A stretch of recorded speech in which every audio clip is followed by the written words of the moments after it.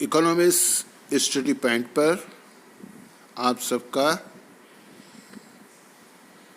बहुत बहुत स्वागत है। एक अच्छी स्टडी के लिए और अच्छे मार्क्स प्राप्त करने के लिए आप ज़रूर इस वीडियो को देखिए और समझिए। धन्यवाद। आइए शुरू करते हैं।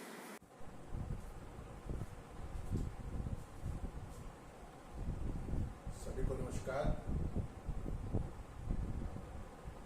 आप जितने भी मेरे शिष्य हैं वो मैं जो समझता हूँ निश्चित अपनी मेहनत कर रहे होंगे और परीक्षा की बहुत अच्छे करके तैयारी भी कर रहे होंगे आप लोग। मैं भी कोई कसर बाकी नहीं रखना चाहता हूँ। मैं नहीं चाहता हूँ कि आपको लगे कि आपकी पढ़ाई नहीं हो रही है। बस आपको इतना करना है कि जो कई लेसन, जो भी क्वेश्चन या जो भी टॉपिक मैं अपलोड कर रहा हूँ यूट्यूब में, आप उन्हें जरूर देखें। ठीक है।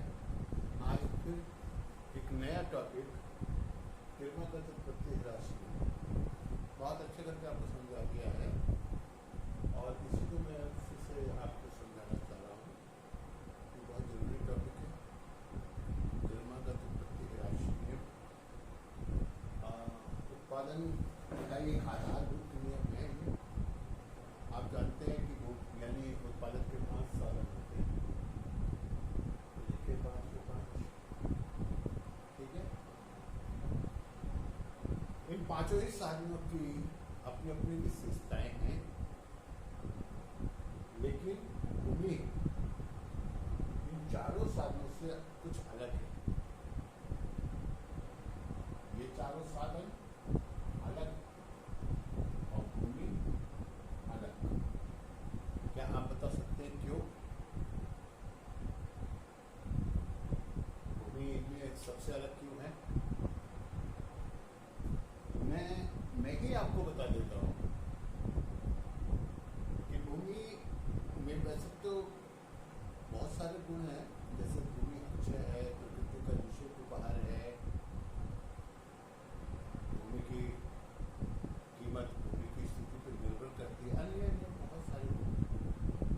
लेकिन भूमि का एक सबसे महत्वपूर्ण गुण है कि भूमि उत्पादन का स्थिर साधन है।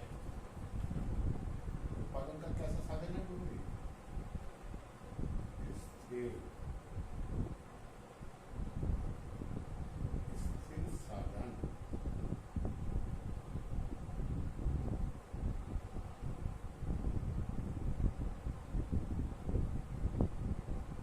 स्थिर साधन है उत्पादन का। ठीक है। ये अल्पकाल में भी स्थिर है।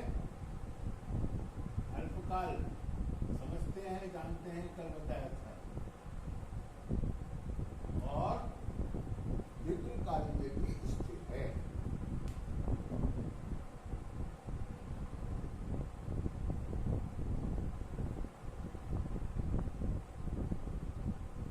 भूमि उत्पादन का सबसे अलग साधन है। ये अल्पकाल में भी स्थिर है और दीर्घकाल में भी स्थिर है। अल्पकाल में भी और दीर्घकाल में। आप जानते हैं हमारी भूमि, हमारी जो पृथ्वी है, जो हमारा ग्लोब है, ठीक है। आप तो ज्योग्राफी वाले हैं सर, आपके पास तो ज्योग्राफी है। ये है हमारी भूमि का मतलब, ठीक है। इसी में अमेरिका है, ठीक है। अमेरिका, रूस, ब्रिटेन, जापान, चीन, सब, और अपना एक छोटा सा भारत भी है। ठीक है। यहाँ पे ठीक है।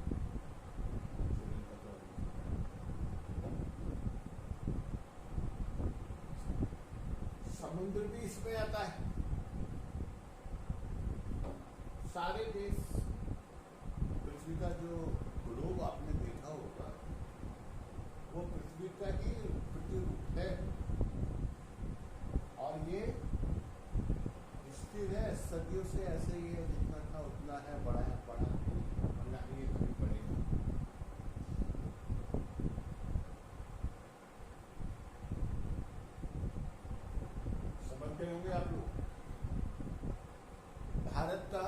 क्षेत्रफल 1947 में था, आज भी उतना ही है।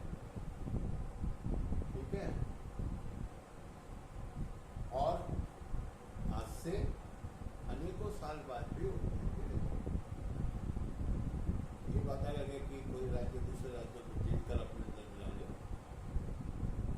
चलता रहता है, लेकिन हमारी जो भूमि है वो देखिए स्थिर है। एक स्थान को सूरज का जितना ताप मिलता है उतना ही मिलता है, उससे ज्यादा। ठीक है, पेड़ पौधे, जीव जंतु, वनस्पतियां सब कुछ स्थिर है। हमारे पास कोयला, तेल, जो भी संसाधन है सब स्थिर है। जल भी स्थिर है। जल तो बहुत ही ज्यादा सीमित है, आजकल पीने के लिए जल का बहुत ज्यादा अभाव है ना। अगर सीमित नहीं होगी तो सबके पास कम से कम 1000 एकड़ भूमि होगी, लेकिन भूमि सीमित है, इसलिए सबके पास नहीं होती है। ठीक है, ये श्रम है, पूंजी है, संगठन है, साहस है, ये भी उत्पादन के साधन है, लेकिन ये दीर्घकाल में परिवर्तनशील है और अल्पकाल में स्थिर है। ठीक है, आज की तारीख में हमारे पास जितने डॉक्टर हैं उतने ही हैं, जितने अध्यापक हैं उतने ही हैं, जितने कंडक्टर हैं उतने ही हैं। कल और हो सकते हैं आ जाए, लेकिन आज स्थिर है। अल्पकाल में उत्पादन के साधनों की पूर्ति भी स्थिर होती है। जैसे वस्तु की पूर्ति स्थिर होती है, ऐसे उत्पादन के साधनों की पूर्ति भी स्थिर होती है, उसको बढ़ाएंगे। तो यहाँ भूमि इन सबसे अलग, भूमि उत्पादन का स्थिर साधन है। ठीक है, और ये सब साधन परिवर्तनशील है। ये अल्पकाल में स्थिर है, लेकिन दीर्घकाल में परिवर्तनशील है। यहाँ पर क्या है कि जब स्थिर साधन के साथ परिवर्तनशील साधन की मात्रा को जैसे जैसे बढ़ाया जाता है, ध्यान दीजिए, स्थिर साधन के साथ परिवर्तनशील साधन की मात्रा को जैसे जैसे हम बढ़ाते हैं, वैसे वैसे उत्पादन में 3 प्रकार से परिवर्तन होता है। एक, बढ़ती हुई दर से परिवर्तन होता है, जिसको उत्पादन वृद्धि नियम कहते हैं। ठीक है, दूसरा स्थिर दर से परिवर्तन होता है, जिसको हम उत्पादन क्षमता नियम कहते हैं। और तीसरा, घटती हुई दर से परिवर्तन होता है, जिसे हम क्रमागत उत्पत्ति ह्रास क्रमागत उत्पत्ति ह्रास नियम, इसका ज्ञान पुराने अर्थशास्त्रियों को भी था। ठीक है,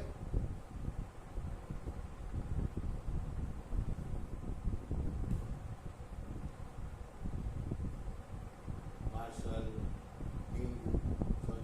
एडम स्मिथ, जेम्स, इतने अर्थशास्त्री क्लासिकल इकोनॉमिस्ट होते हैं, जिनको संस्थागत अर्थशास्त्री बोलते हैं, रिकार्डो, उनका तो पूरा दर्शन ही इसमें था, माल्थस का जनसंख्या सिद्धांत,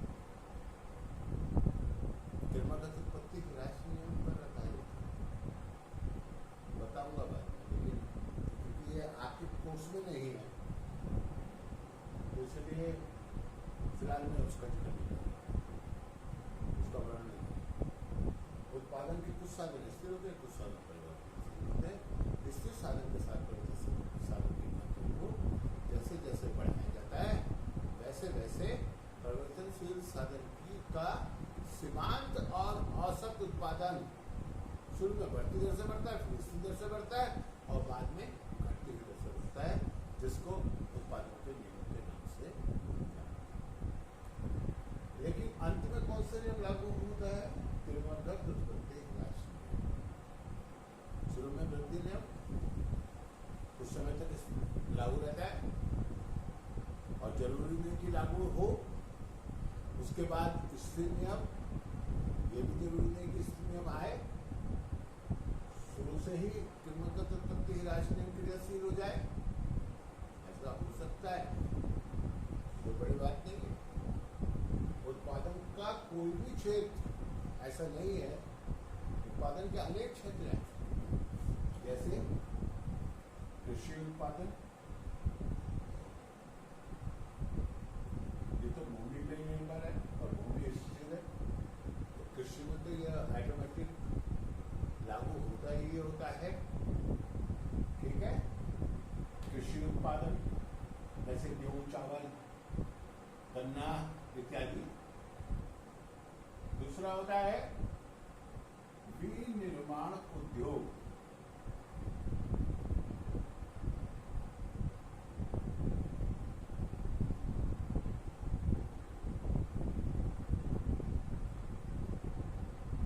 फिर होता है भवन निर्माण,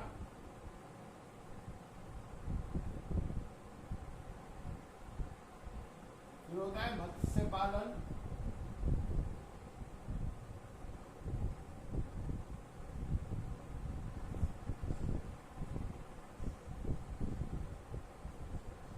मत्स्य यानी मछली पालन,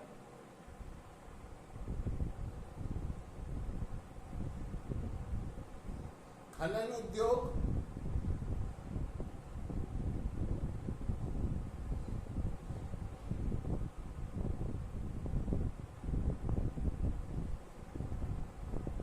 इत्यादि।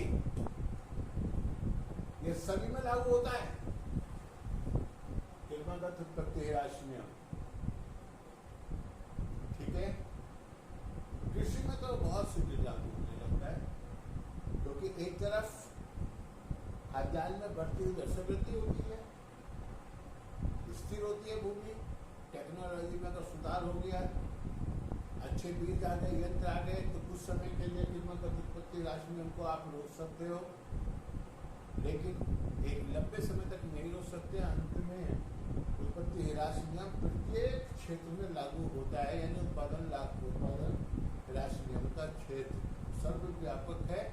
और प्रोफेसर टॉजिक ने ये कहा है कि क्या कहा है, उन्होंने कहा है कि किरणोत्तर उत्पत्ति ह्रास नियम, ध्यान से सुनिए, किरणोत्तर उत्पत्ति ह्रास नियम इतने कम अपवादों के साथ अपने इतने व्यापक स्वरूप में लागू होता है कि इससे उत्पत्ति का सार्वभौमिक नियम कहें तो कोई अतिशयोक्ति नहीं होगी।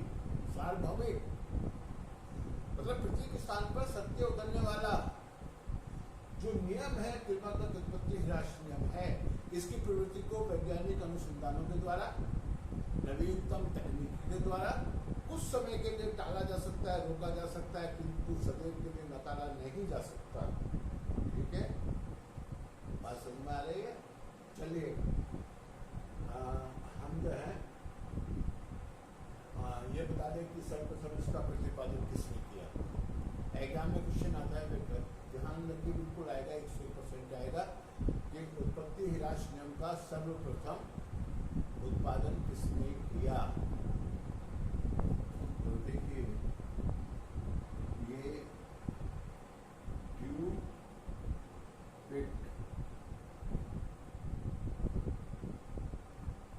प्रोफेसर ड्यूपिट, बाद में प्रोफेसर मार्शल ने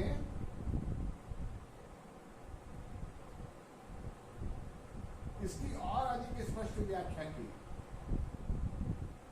अब यहाँ पे हम एक प्रस्तावना लिखेंगे किरणोत्तर उत्पत्ति ह्रास नियम की, तो प्रस्तावना में क्या लिखेंगे? उत्पादन के साधनों में कुछ साधन स्थिर होते हैं, कुछ साधन परिवर्तनशील होते हैं। भूमि अल्पकाल में भी और दीर्घकाल में भी उत्पादन का स्थिर साधन है, जबकि अन्य साधन अल्पकाल में स्थिर होते हैं लेकिन तो दीर्घकाल में परिवर्तनशील होते हैं। जब स्थिर साधन के साथ परिवर्तनशील साधन की उत्तरोत्तर मात्राओं को लगाया जाता है तो परिवर्तनशील है ना, तो उत्पादन में एक बिंदु के पश्चात घटती हुई दर से, यानी सीमांत और औसत उत्पादन घटता जाता है या घटती हुई दर से वृद्धि है ना। ये तो आधुनिक अर्थशास्त्र का विचार है, लेकिन जो मार्शल है, मार्शल ने क्या बोला है ये सनातन। ठीक है, तो आप सबसे पहले इतना याद रखिए कि भूमि अन्य साधनों की तुलना में अपना विशेष स्थान रखती है। भूमि में एक गुण है जो अन्य साधनों में नहीं होता। भूमि उत्पादन का स्थिर साधन है। यह अल्पकाल और दीर्घकाल दोनों ही कालों में स्थिर है और भूमि के इस गुण को हम भूमि तत्व कहते हैं।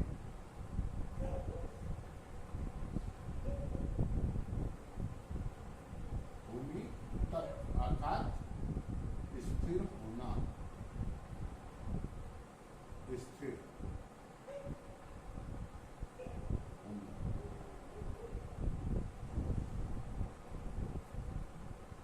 समझाया? आ जाएगा, चिंता ना कीजिए, आ जाएगा। ऐसा नहीं हो सकता कि आपको जब मेहनत के साथ पढ़ाया जा रहा है और ऐसे ही हम क्लास में भी पढ़ाते हैं, आपको मालूम ही है।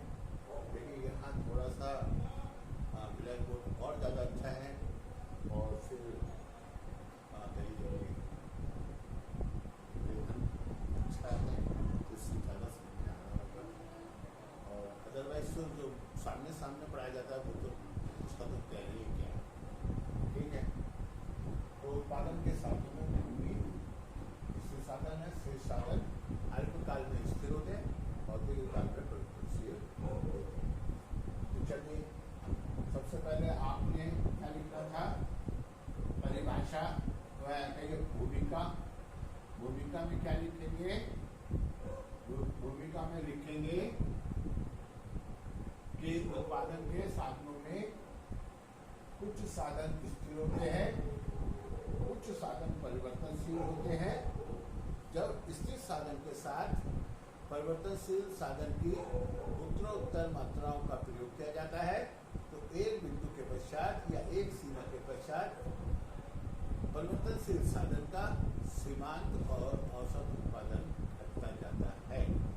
ठीक है, लेकिन ये आधुनिक अर्थशास्त्र का मत है, जिसको हम परिवर्तनशील अनुपातों के नाम से भी जानते हैं। उत्पत्ति नियम को परिवर्तनशील अनुपातों के नियम के नाम से भी, इसके और भी बहुत सारे नाम आप ज़्यादा जान के क्या करेंगे। ठीक है, गिरमागत उत्पत्ति नियम को मार्शल ने किन शब्दों में परिभाषित किया है? मार्शल ने कहा है, क्या कहा है? यदि कृषि कला में साथ साथ उन्नति न हो, श्रम और पूंजी की मात्रा में वृद्धि करने से कुल उपज में जो वृद्धि होती है सामान्यतः घटती दर पर बढ़ती है। मैं लिख देता हूं।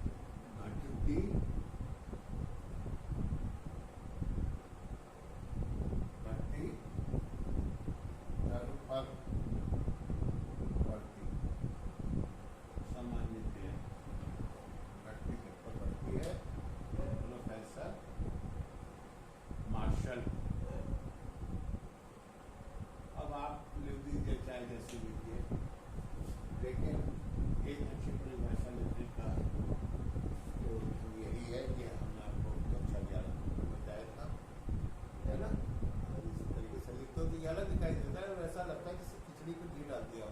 ठीक है, जो भी आंसर आप लिखते हो, अगर परिभाषा वगैरह कुमार में लिखते हो और किसी की कहे हुई बातों को, शब्दों को डिटो लिखना पड़ता है जैसा उसमें लिख रहा है, ये लिखा है। अब मार्शल की परिभाषा की हम व्याख्या कर लें। कृषि कला में साथ साथ उन्नति ना हो, यानी कि कृषि की तकनीकी में परिवर्तन नहीं होना चाहिए। तकनीकी ज्ञान, प्रावैधिक ज्ञान, टेक्नोलॉजी से जिस रीति से हम खेती कर रहे हैं उसमें परिवर्तन नहीं होना चाहिए। ठीक है, यदि कृषि कला में उन्नति ना हो, कृषि कला में साथ साथ उन्नति ना हो, तो इसका अभिप्राय यही है ना। कृषि श्रम और पूंजी की मात्रा में वृद्धि करने पर, अन्य वाचक संबंध देने पर कुल उपज में जो वृद्धि होती है सामान्यतः घटती दर पर बढ़ती है। यानी कुल उपज बढ़ती जरूर है, यदि हम श्रम और पूंजी की मात्रा में वृद्धि करते हैं तो कुल उपज में वृद्धि जरूर होती है, किंतु वह घटती हुई दर पर बढ़ती है। श्रीमती जॉन रॉबिन्सन की जो परिभाषा है बहुत महत्वपूर्ण है। बेनहम, प्रोफेसर बेनहम की परिभाषा महत्वपूर्ण है।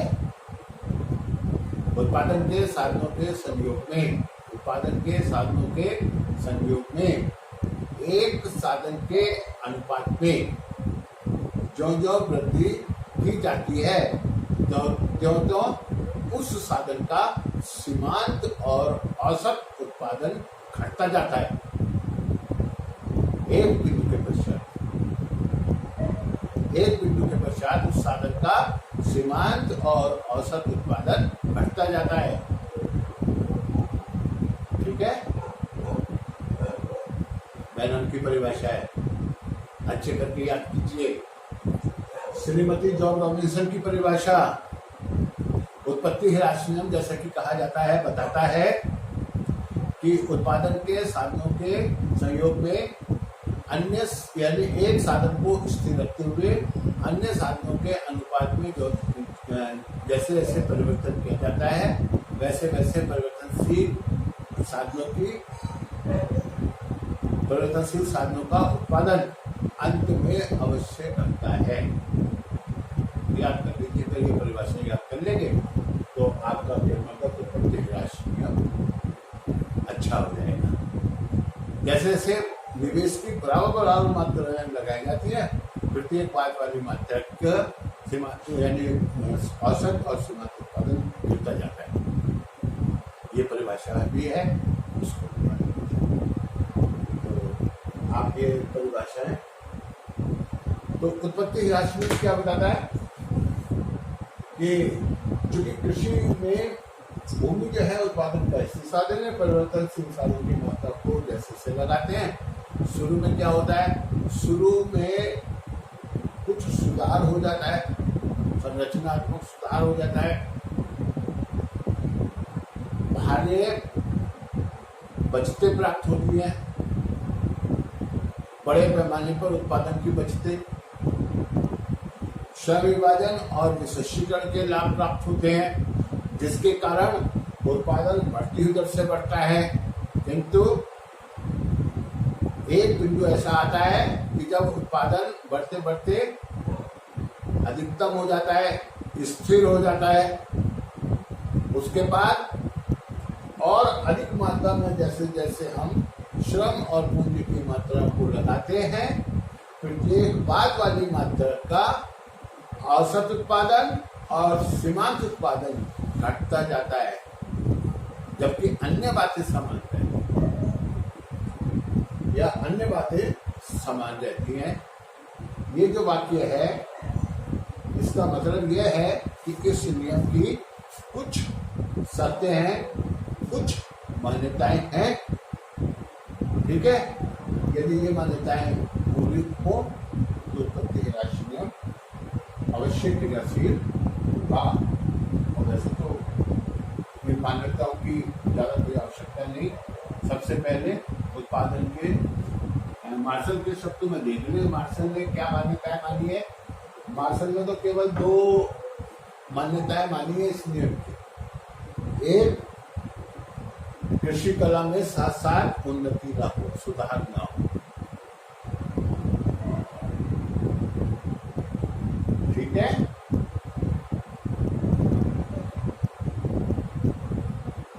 साथ साथ उन्नति ना हो, एक मान्यता यह है। और दूसरी मान्यता है सामान्यतया।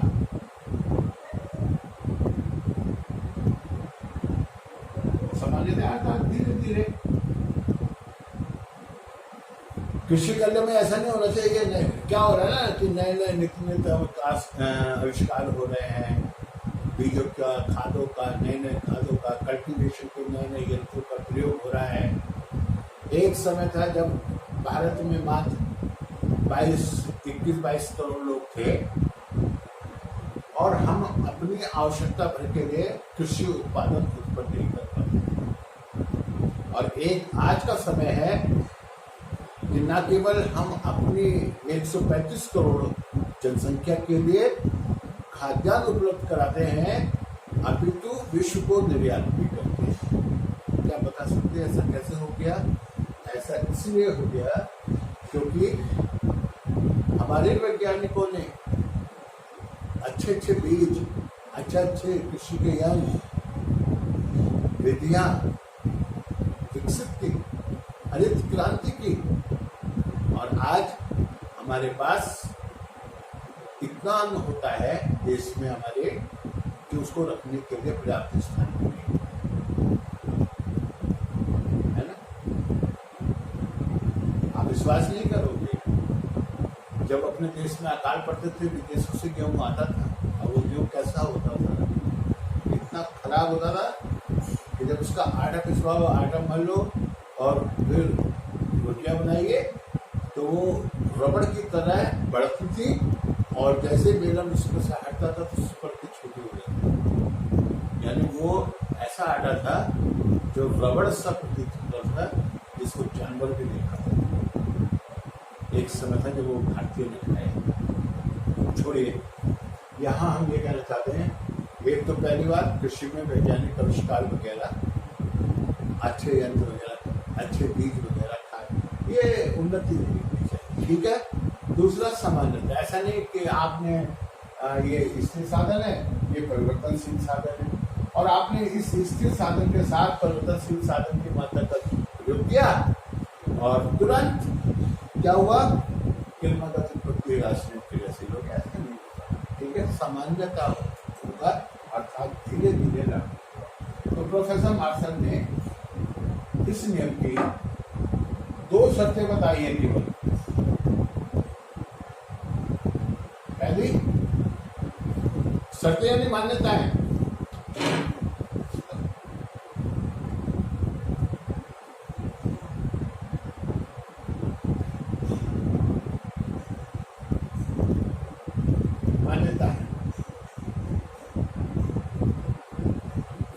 आधुनिक अर्थशास्त्र कहते हैं कि जिस अनुपात में चाहो साधनों को लगा सकते हैं, है ना, उचित अनुपात में। अब ऐसा होगा ना, भूमि के साथ में ट्रैक्टर को लगाओ आधा काट के, समझे? कुछ नहीं समझे। मतलब ये कह रहे हैं कि सभी साधन की सभी इकाइयां पूर्णतः मात्रा में एक जैसी होती है।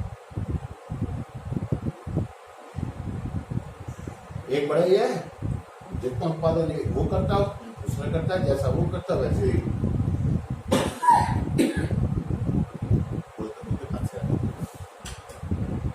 तो दोनों समान एक जैसा उत्पादन करते हैं? नहीं करते ना। सभी न्याय एक जैसे नहीं होते, सभी दर्जी एक जैसे नहीं होते, सभी टीचर एक जैसे नहीं होते, अंतर होता है। और बात तो बहुत भी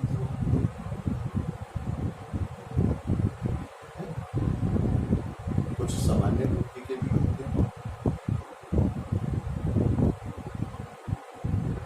तो ये व्यक्ति की क्षमता है अलग अलग। आप समझ रहे हैं ना?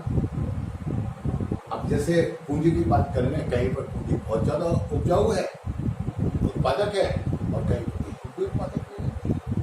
अब अमेरिका में बहुत पूंजी है, वहाँ पे उतनी उत्पादक नहीं होती भारत में, इसीलिए तो प्रत्यक्ष विदेशी निवेश को आमंत्रित किया जा रहा है देश के अंदर।